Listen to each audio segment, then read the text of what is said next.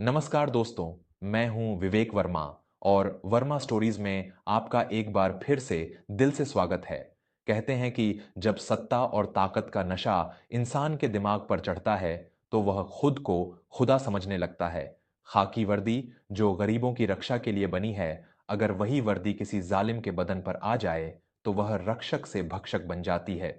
लेकिन वो जालिम अक्सर एक बात भूल जाते हैं कि जब एक बेबस और अकेली औरत, खास तौर पर एक माँ, अपने सम्मान और अपने बच्चे के लिए उठ खड़ी होती है, तो उसके आगे बड़े बड़े सूरमाओं के घुटने टिक जाते हैं। आज की कहानी एक ऐसी ही अकेली, कमजोर दिखने वाली गांव की महिला की दास्तान है, जिसने खाकी वर्दी के गुरूर को सरेआम मिट्टी में मिला दिया। इस कहानी को सुनकर आपका खून भी खौल उठेगा और उस महिला के हौसले को आप भी सलाम करेंगे। ये कहानी है सूरजपुर नाम के एक पिछड़े हुए गांव की। इस गांव में कहने को तो कानून का राज था, लेकिन असल में वहां सिर्फ एक ही इंसान का कानून चलता था, और वो था सूरजपुर थाने का थानेदार, दरोगा गजेंद्र सिंह। गजेंद्र सिंह एक बेहद क्रूर, भ्रष्ट और निर्दयी इंसान था। उसकी मूंछों का ताव और आंखों का लाल रंग देखकर गांव के बड़े बड़े लोगों की रूह कांप जाती थी। वो गांव के जमींदार ठाकुर बलवंत के साथ मिलकर पूरे गांव को लूटता था।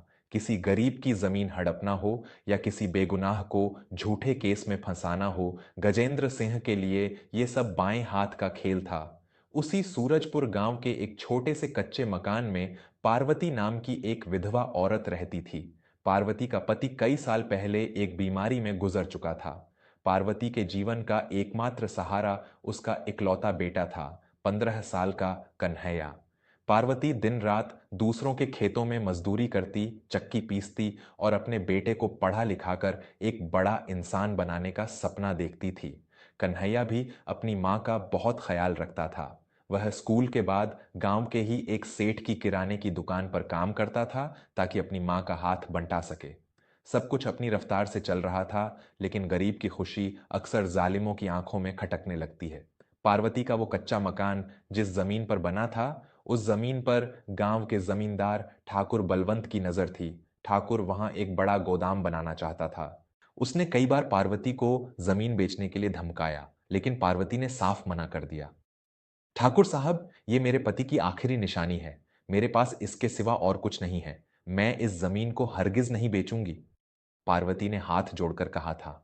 ठाकुर बलवंत अपने इस अपमान को बर्दाश्त नहीं कर सका। उसने उसी रात दरोगा गजेंद्र सिंह को अपनी हवेली पर बुलाया और उसे रुपयों की एक मोटी गड्डी थमाते हुए पार्वती का गुरूर तोड़ने का सौदा कर लिया। अगले दिन सूरज ढलने ही वाला था। पार्वती अपने घर के आंगन में बैठी कन्हैया का इंतजार कर रही थी। तभी अचानक पुलिस की एक जीप तेजी से आई और पार्वती के घर के दरवाजे पर जोरदार ब्रेक मारते हुए रुकी। जीप से दरोगा गजेंद्र सिंह अपने 4 हट्टे कट्टे सिपाहियों के साथ उतरा। उसके हाथ में एक मोटा डंडा था। कहाँ है तेरा वो चोर बेटा? निकाल उसे बाहर! गजेंद्र सिंह ने अपनी भारी और डरावनी आवाज में दहाड़ते हुए कहा। पार्वती के पैरों तले जमीन खिसक गई। वह कांपते हुए आगे आई। दरोगा जी, क्या बात है? मेरे कन्हैया ने क्या किया है? वो तो अभी दुकान से लौटा ही नहीं है। तभी जीप के पीछे से 2 सिपाहियों ने कन्हैया को कॉलर से पकड़कर बाहर घसीटा। कन्हैया के मुंह से खून बह रहा था और उसकी कमीज फटी हुई थी। उसे देखकर पार्वती की चीख निकल गई। वह दौड़कर अपने बेटे के पास गई और उसे सीने से लगा लिया। मेरे बच्चे को किसने मारा? दरोगा जी, मेरे बेटे का क्या कसूर है? ये तो एक चींटी को भी नुकसान नहीं पहुंचा सकता। पार्वती फूट फूट कर रो रही थी। गजेंद्र सिंह ने अपनी मूंछों पर हाथ फेरते हुए एक शैतानी मुस्कान के साथ कहा, तेरे इस शरीफ बेटे ने ठाकुर बलवंत की हवेली से 50,000 रुपए और सोने की चेन चुराई है। चोरी का माल तो हमने इसके पास से बरामद कर लिया है। अब इसे थाने की काल कोठरी में ऐसी सजा दूंगा कि ये अपनी मां का नाम भूल जाएगा। कन्हैया रोते हुए अपनी मां से लिपट गया। मां, मैंने कोई चोरी नहीं की है। मैं तो दुकान से घर आ रहा था। इन पुलिस वालों ने मुझे रास्ते में रोक कर मारा और मेरी जेब में जबरदस्ती एक सोने की चेन डाल दी। मां, मुझे बचा लो। पार्वती समझ गई थी कि यह सब ठाकुर बलवंत की साजिश है। वह जमीन पर गिर पड़ी और गजेंद्र सिंह के पैर पकड़ ली। दरोगा जी, खुदा के लिए मेरे बेटे को छोड़ दीजिए। वो मासूम है। ये सब ठाकुर की चाल है मेरी जमीन छीनने के लिए। मैं गरीब औरत हूं, मुझ पर रहम खाइए। गजेंद्र सिंह ने पार्वती को जोर से लात मारी, जिससे पार्वती दूर जाकर जमीन पर गिरी। रहम और खाकी वर्दी का कोई मेल नहीं है बुढ़िया। अगर अपने बेटे की सलामती चाहती है तो कल सुबह तक जमीन के कागजात ठाकुर के नाम कर दे और थाने आ जाना, वरना परसों तेरे बेटे की लाश इसी आंगन में भिजवा दूंगा। गजेंद्र सिंह और उसके सिपाही कन्हैया को जीप में डालकर वहां से चले गए। पार्वती धूल में सनी हुई सड़क पर बैठी दहाड़े मारकर रोती रही। पूरा गांव अपने घरों की खिड़कियों से यह तमाशा देख रहा था, लेकिन दरोगा के खौफ से किसी की हिम्मत नहीं हुई कि वह बाहर आकर पार्वती को सांत्वना भी दे सके। रात भर पार्वती थाने के बाहर खड़ी रही। अंदर से कन्हैया के चीखने की आवाजें आ रही थीं। हर एक चीख पार्वती के सीने को छलनी कर रही थी। उसने गांव के सरपंच, नेताओं और बड़े बुजुर्गों के हाथ पैर जोड़े, लेकिन सबने उसे जमीन ठाकुर को सौंपने की ही सलाह दी। अगली सुबह जब सूरज निकला तो पार्वती की आंखों का पानी सूख चुका था। रात भर रोने के बाद उसके दिल में जो बेबसी थी, अब वो एक दहकते हुए ज्वालामुखी में बदल चुकी थी। उसने समझ लिया था कि इस जालिम दुनिया में गिड़गिड़ाने से कुछ नहीं मिलता। अगर हक चाहिए तो लड़ना पड़ता है। पार्वती घर गई। उसने अपने पति की तस्वीर के आगे माथा टेका। मंदिर के दिए की भस्म अपने माथे पर लगाई। उसने अपने आंगन में पड़ा हुआ एक भारी और मजबूत लठ डंडा उठाया। आज उसकी आंखों में कोई खौफ नहीं था। आज वह एक बेबस विधवा नहीं, बल्कि एक शेरनी लग रही थी जिसके शावक पर शिकारियों ने हमला किया था। दोपहर का वक्त था। दरोगा गजेंद्र सिंह अपनी जीप में बैठकर गांव के बाजार से गुजर रहा था। बाजार में काफी भीड़ थी। तभी अचानक जीप के ड्राइवर ने जोरदार ब्रेक लगाया। जीप के पहियों से धूल उड़ने लगी। गजेंद्र सिंह ने गुस्से से चिल्लाते हुए कहा, अबे अंधा है क्या? ब्रेक क्यों मारा? ड्राइवर ने कांपती हुई उंगली से सामने की तरफ इशारा किया। गजेंद्र सिंह ने सामने देखा और उसकी आंखें हैरानी से फैल गईं। सड़क के ठीक बीचों बीच पार्वती खड़ी थी। उसके हाथ में वह मोटा लट्ठ था और उसकी आंखें सीधे गजेंद्र सिंह की आंखों में झांक रही थीं। उन आंखों में मौत का भी कोई खौफ नहीं था। गजेंद्र सिंह गुस्से से लाल हो गया। वह जीप से बाहर निकला और अपना डंडा जमीन पर पटकते हुए बोला, तेरी ये हिम्मत बुढ़िया? तू मेरी जीप का रास्ता रोकेगी? लगता है तू मौत को दावत दे रही है। जमीन के कागज लाई है या तुझे भी उसी काल कोठरी में डाल दूं? बाजार के सारे लोग सहम गए। सब सोच रहे थे कि आज दरोगा इस बेचारी औरत को जान से मार देगा, लेकिन पार्वती टस से मस नहीं हुई। उसने अपनी तेज और बुलंद आवाज में कहा, जो पूरे बाजार में गूंज गई, कागज नहीं, आज मैं तेरा गुरूर तोड़ने आई हूं दरोगा। तूने मेरे बेगुनाह बेटे को मारा है। अगर तुझ में हिम्मत है तो आज मुझे मारकर दिखा। या तो आज तू इस गांव से जिंदा जाएगा या मैं। एक अकेली औरत की इस ललकार ने गजेंद्र सिंह के गुरूर पर गहरी चोट की। वह आग बबूला हो गया। उसने अपना डंडा उठाया और गालियां देते हुए पार्वती की तरफ झपटा। आज मैं तुझे बीच बाजार में ऐसा मारूंगा कि पूरा गांव याद रखेगा। जैसे ही गजेंद्र सिंह ने अपना डंडा पार्वती के सिर पर मारने के लिए हवा में उठाया, पार्वती पीछे नहीं हटी। उसने पूरी ताकत से अपने हाथ का लट्ठ घुमाया और गजेंद्र सिंह के हाथ पर इतनी जोर से वार किया कि दरोगा का डंडा छिटक कर दूर जा गिरा और उसके हाथ से खून बहने लगा। गजेंद्र सिंह दर्द से बिलबिला उठा। उसे यकीन ही नहीं हो रहा था कि एक कमजोर सी गांव की औरत ने उस पर हाथ उठाने की जुर्रत की है। इससे पहले कि गजेंद्र सिंह संभल पाता, पार्वती ने आगे बढ़कर उसका कॉलर पकड़ लिया और उसे जोर से धक्का देकर जमीन पर गिरा दिया। पार्वती ने अपना लठ गजेंद्र सिंह की छाती पर रख दिया। तेरे जैसी गंदी नाली के कीड़े इस खाकी वर्दी के नाम पर कलंक हैं। तू गरीबों को डराता है। आज देख ले कि जब एक गरीब माँ अपने बच्चे के लिए उठती है तो तुम्हारे जैसे भेड़ियों की क्या औकात रह जाती है।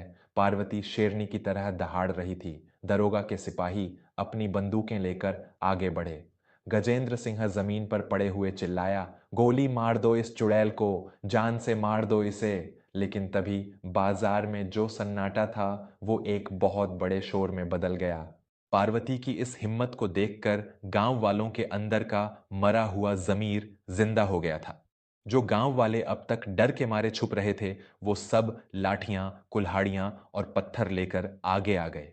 सैकड़ों गांव वालों ने सिपाहियों और गजेंद्र सिंह को चारों तरफ से घेर लिया। अगर आज पार्वती काकी को खरोंच भी आई तो तुम में से एक भी पुलिस वाला इस गांव से जिंदा वापस नहीं जाएगा, गांव के एक नौजवान ने आगे बढ़कर कहा। पूरा गांव पार्वती के साथ खड़ा था। गजेंद्र सिंह और उसके सिपाहियों के पसीने छूट गए।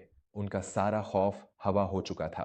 तभी बाजार में एक और पुलिस की गाड़ी आई, लेकिन यह गाड़ी सूरजपुर थाने की नहीं थी, बल्कि जिले के बड़े अधिकारियों की थी।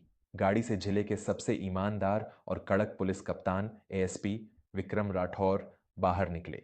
उनके साथ कई भारी पुलिस बल था। एसपी विक्रम राठौर को देखकर गजेंद्र सिंह की सिट्टी पिट्टी गुम हो गई।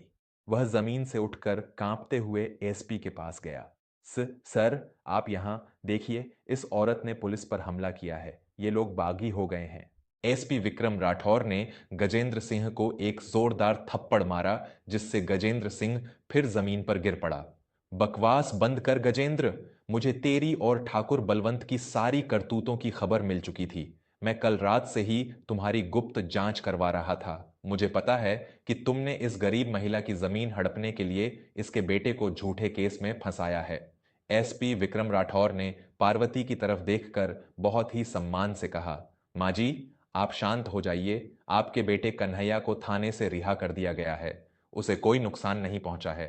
एसपी की बात सुनते ही पार्वती के हाथों से वो लठ छूटकर गिर गया और वह रोने लगी।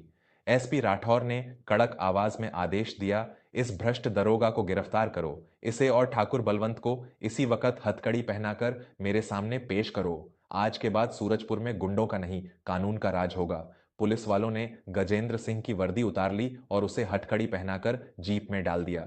जो दरोगा कल तक गांव का भगवान बना घूमता था, आज वो एक मुजरिम की तरह सिर झुकाए बैठा था। कुछ ही देर में कन्हैया वहां आ गया। पार्वती दौड़कर अपने बेटे से लिपट गई। गांव वालों ने तालियां बजाकर पार्वती की हिम्मत की दाद दी। एसपी विक्रम राठौर ने पार्वती के आगे हाथ जोड़कर कहा, माँ जी, आपने आज साबित कर दिया कि जब इंसान के अंदर से डर खत्म हो जाता है तो कोई भी जुल्म उसके आगे टिक नहीं सकता। पुलिस महकमे की तरफ से मैं आपसे माफी मांगता हूं। पार्वती ने मुस्कुराते हुए कहा, गलती वर्दी की नहीं होती साहब, गलती उस इंसान की होती है जो इसे पहनता है। आपने मेरे बेटे को न्याय दिलाया, आपका भगवान भला करे। तो दोस्तों, ये थी वो सच्ची और दिल को चीर देने वाली कहानी। एक अकेली महिला जिसके पास ना धन था ना बल, उसने सिर्फ अपनी हिम्मत और अपने मातृत्व की ताकत से एक जालिम दरोगा और एक रसूखदार जमींदार के घमंड को चूर चूर कर दिया। ये कहानी हमें सिखाती है कि अन्याय सहना अन्याय करने से भी बड़ा पाप है। जिस दिन हम अपने डर पर जीत हासिल कर लेते हैं, उसी दिन से जालिमों का पतन शुरू हो जाता है। क्या आपको लगता है कि आज के समाज में भी ऐसी औरतों की जरूरत है जो अन्याय के खिलाफ इस तरह आवाज उठा सके? आपके विचार मुझे कमेंट्स में जरूर बताइएगा। मैं हूं आपका दोस्त विवेक वर्मा। मिलूंगा आपसे एक और ऐसी ही रोंगटे खड़े कर देने वाली कहानी के साथ। तब तक के लिए अपनी हिम्मत बनाए रखें, सच्चाई का साथ दें और सुरक्षित रहें। धन्यवाद। जय हिंद।